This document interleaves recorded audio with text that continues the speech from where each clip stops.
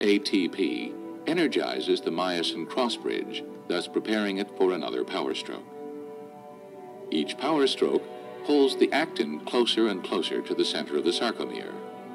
As the myofilaments slide, they continue shortening the sarcomere, and the entire muscle contracts. Contraction ends when nerve impulses cease. Calcium is actively transported back into the sarcoplasmic reticulum, away from the myofibrils.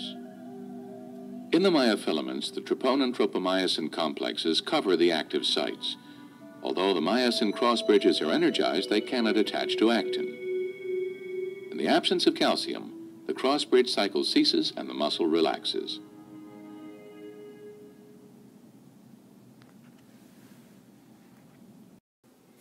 Okay, so now that we've discussed how a muscle contraction actually works, let's link it back to our nervous system. The fact that this is a response carried out due to a chemical signal from the nervous system. So here's my motor neuron, here's my axon, and so my action potential, has traveled down the length of my axon, and when it gets here to that synaptic cleft, or gets down at the end of the synaptic knob here, it's going to release those neurotransmitters. Remember, the action potential opens up the calcium-gated channels. The calcium goes into the synaptic knob. That triggers the release of, so now I've triggered the release of the acetylcholine. That's our neurotransmitter. And the acetylcholine will travel across that synaptic cleft, and it's going to bind to the sodium receptors on the postsynaptic cell, which in this case is a muscle cell. So that triggers the influx of sodium. So as sodium floods the muscle cell, that triggers my calcium to be released from the sarcoplasmic reticulum.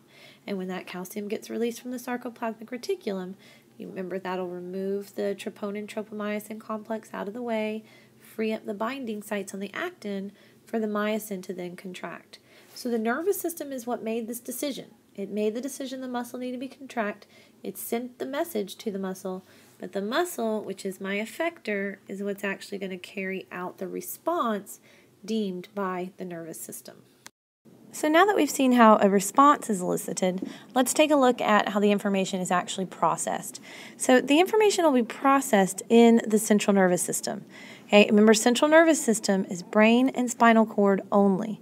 Okay, nothing else. Cranial nerves, spinal nerves, none of those other things are part of the central nervous system. So like I said, that's where the information is processed.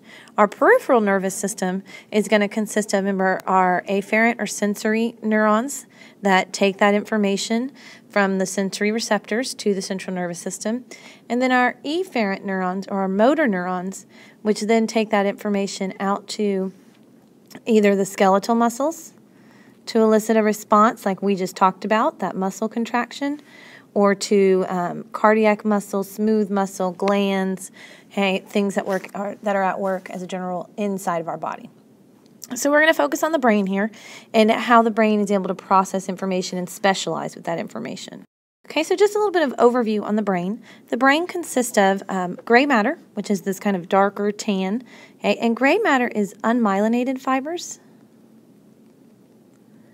Okay, so it's the gray matter with the unmyelinated fibers.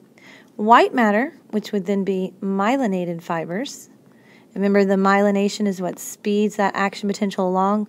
It's that insulator so that the action potential can jump from node of Ranvier to node of Ranvier, and it can go much faster. So in addition to the white and gray matter, you have the ventricles of the brain. You can see those outlined over here, as well as in this cross-section. And the ventricles contain the cerebrospinal fluid.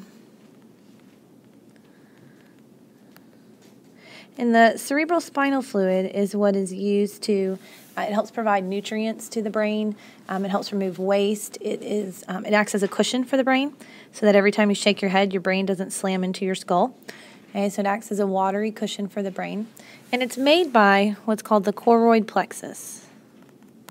And the choroid plexus is a network of particular supporting cells called ependymal cells and blood vessels. And so when the ependymal cells help filter that blood, that's where you get the basis of the cerebrospinal fluid.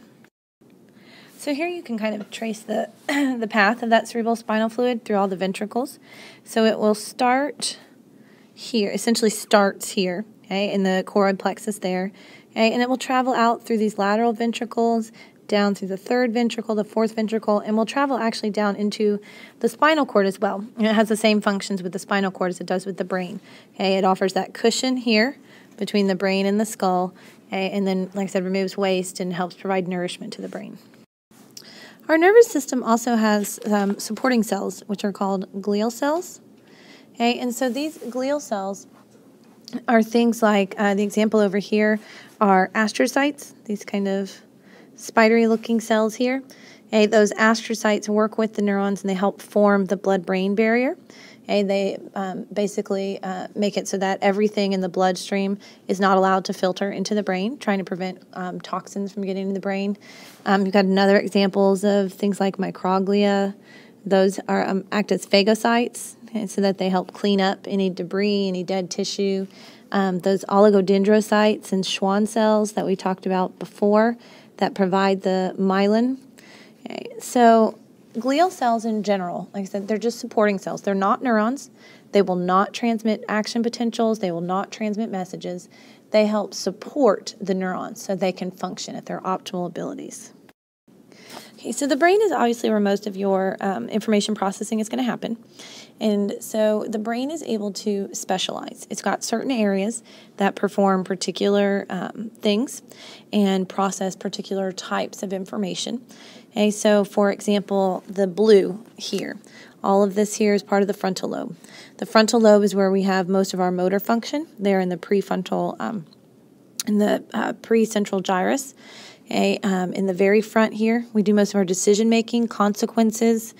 Okay, most people that have frontal lobe injuries, some kind of injury in this region here, a lot of them will have personality changes. They may still retain their memory, their intellect, but their personality changes significantly because they've affected their decision-making abilities.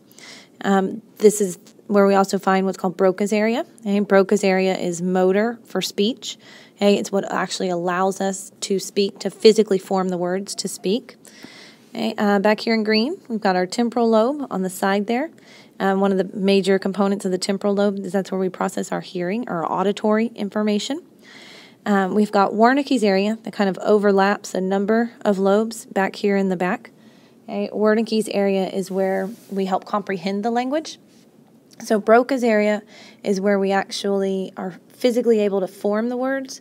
Wernicke's area is where when someone is speaking to us, we can actually process and understand what they're saying. So for instance, damage to Broca's area here, you could understand, you could formulate answers in your head, you just wouldn't be able to physically get out what it is you're trying to say. Where damage to Wernicke's area here, you could speak, but it may or may not make any sense. Okay? You may have trouble understanding what people are saying to you. We also have our parietal lobe back here in the yellow. There's our parietal lobe. This is where a lot of our general sensory information is processed. Okay? We've got our somatosensory cortex, or our postcentral gyrus, where most of our sense of touch is processed there. We also integrate and put together all of our sensory information. Back in the occipital lobe, on the back here, we do most of our visual processing.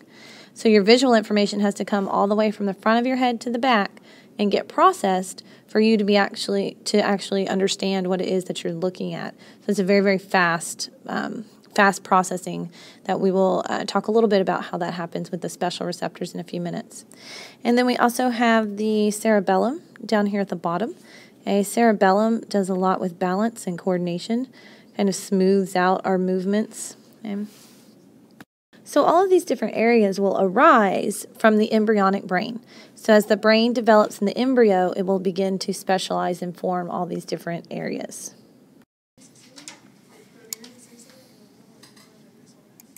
So we're introducing ourselves into this process about 1 month after fertilization, when the entire embryo is smaller than the size of a dime. And we're going to look in at the nervous system where relatively small numbers of cells have been allocated, and then monitor over the 9 months of human gestation the increase in the number of cells and the change in the shape of the central nervous system. So by 3 months, we have something like 1 million cells. The nervous system is beginning to exceed the size of the dime. You can see that the future forebrain and the cortical region are expanding disproportionately to the rest of the nervous system. By 6 months, we have hundreds of millions of neurons, and the brain is beginning to take now a familiar shape. You can see the beginnings of the indentations, the sulci and gyri that Eric described, so that by the time we approach the 8 and 9 months, this is now a familiar picture, and we have tens of billions of nerve cells present. After birth, there's yet further addition of cells to produce the 100 billion or so nerve cells that occupy the human brain. And one remarkable feature is that even in adult life, new neurons are being added. And there is evidence that the rate of new neuronal production depends on the degree of richness of your environment. So every time you come to the Howard Hughes Medical Institute headquarters here, you're going to be producing neurons at a remarkable rate, and you will leave with more neurons than you came in with. And so this process of neuronal generation really drives all aspects of behavior. So as he mentioned in the video, the brain develops significantly from conception to adulthood. So in the embryo, we've got 3 basic embryonic regions. Okay, so we've got the forebrain, the midbrain, and the hindbrain. And if you look at the child over here, you can see it's still color-coded. Okay, so things that are pink and yellow came from that forebrain region. Things that are purple came from the midbrain region, and the different shades of blue came from the hindbrain. So as the embryo is growing and developing, the midbrain will eventually turn into the telencephalon, which will turn into the cerebrum. So the cerebrum is this big, large part of our brain here.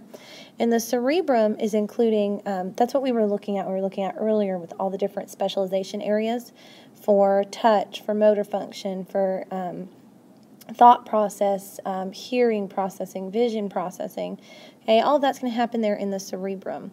Okay, the forebrain also will grow and develop into what's called the diencephalon. Okay, and so the diencephalon is all this stuff right here buried in the middle. So that's actually surrounded on both sides by cerebrum. And the diencephalon will consist of the thalamus, hypothalamus, and epithalamus. And we talked about the hypothalamus briefly with the endocrine system. Remember, that's the one that works with the pituitary to control the hormones that are released. The thalamus is an important relay center. So all that information that's coming into the brain, okay, it's coming in from the outside environment, your body, it traveled up your spinal cord and headed into your brain. The thalamus is going to relay and send that where it needs to go. It's like Grand Central Station for your brain. You know, it's going to be able to process, oh, this is visual information. Let's send it back to the occipital lobe. This is information regarding touch. Let's send it up to the parietal lobe. So the thalamus is going to do that for you. Okay, the midbrain, the purple region there, turns into what's called the mesencephalon, okay, which becomes part of the brainstem. The brainstem is really important for our vital functions. The brainstem is where our brain controls breathing, heart rate, blood pressure, vomiting, gagging. Okay, all of those things are controlled here in this midbrain, in this brainstem region. And the brainstem will actually consist of all 3 of these make up the brainstem: the midbrain, the pons, and the medulla oblongata. Those of you guys that watch like mixed martial arts and stuff like that, you know, there's very little that's illegal in those kind of like ultimate fighting and stuff, with the exception of a blow right here to the back of the head. Okay, and that's because it can damage this brainstem, and like I said, that controls breathing, heart rate, vital functions. So that could really seriously injure someone and possibly kill them. Okay, the hindbrain will develop into the metencephalon and the myencephalon, so these 2 here, okay, and those will develop into parts of the brainstem as well as the cerebellum. Okay, remember, cerebellum helps with balance and coordination, making nice fluid movements, kind of putting all your motor functions together so that they're nice and fluid and not jerky and exactly what you wanted them to be. And again, the medulla oblongata does a lot of that vital function regulation there. Okay, so now we've looked at a response, we've looked at how it's integrated. Now let's look at some of these specialty receptors. that help send the information in that needs to be integrated and may require a response. So we're going to look at both eyes and ears, hopefully as quickly as we can. Okay, it's just kind of a brief overview of some eye anatomy. Okay, first we've got the outer